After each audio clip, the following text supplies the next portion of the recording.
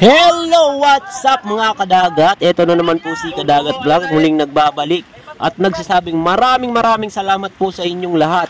Ganito po kasi yan mga kadagat. Nagkaroon po ako ng isang content na nai-upload ko bago po mag New Year.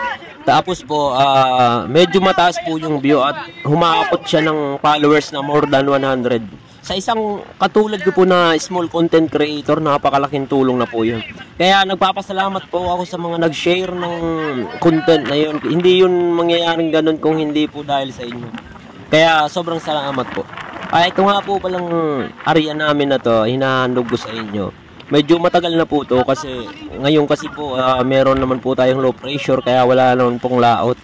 Kaya sa mga taga-dagat dyan, siguro nakaka-relate din po kayo sa mga upload ko dahil yun po talaga yung problema sa mga lalaot o sa mga mangingisda pag mayroong masamang panahon. Hindi po kami makapag-area or makapaglaot dahil nga delikado po, napakalalaki ng alon tapos sobrang maulan, malakas yung hangin. Kaya naghanap po ako sa aking mga stock na video na para lang po may maihandog sa inyo mga kadagat. Syempre kayo pa ba, malakas po kayo sa akin. Yung nakikita nyo po mga kadagat na isda na huli namin na yan, ay naku po, talagang napakaganda ng uri ng isda na yan. Halos po andyan lahat ng 4 na paborito nating isda na binibili natin sa merkado. Halo-halo po yan, andyan po yung lumahan, matang baka, pulang buntot, galunggong na bilugan mga kadagat na andyan ba po. Napakaganda po kasi ng panahon ng mga oras na yan. Saka season po nila yan, magpapahuli talaga sila. Pati nga po yung isdang pang sardina, sumama na rin po dyan mga kadagat. Tapos meron pang isang klase na salay-salay kung tawagin dito sa Bicol. Hindi ko alam kung anong tawag sa inyo. Yung may mga guhit na isda na linyahan, salay-salay po yan dito kung tawagin sa amin sa Bicol.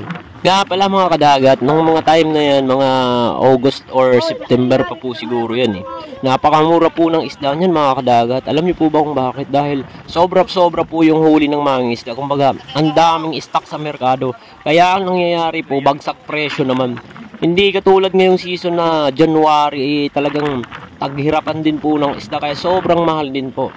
Ganun po talaga yung ruling ng stock ng mga isda dahil nasa panahon po talaga yan eh. Yung isda season tapos yung panahon naman timingan din. Pero mga kadagat, dito lang naman po siguro yan sa bandang Bicol area kasi andito naman po yung kumbaga dumagsa kung tawagin. Ang lakas po talaga niyan dito sa Bicol. Pero sa ibang lugar naman po hindi naman ganun yung panahon kaya maganda naman siguro yung hulihan nila. Kaya sa ibang lugar po mga kadagat, hindi naman ganun yung presyohan ng katulad ng nangyayari dito sa atin sa Bicol. Nakakataba nga po ng puso mga kadagat dahil ang dami din pong sumusuporta sa ating mga katulad din nating mangingisda. Syempre, kung may mga vlogger na mayayaman, syempre dapat meron din vlogger na mahihirap na katulad natin. Kumbaga meron din tayong maipresenta sa masa at maipakita kung ano ang nangyayari sa mga maliliit na mangingisda na katulad ko.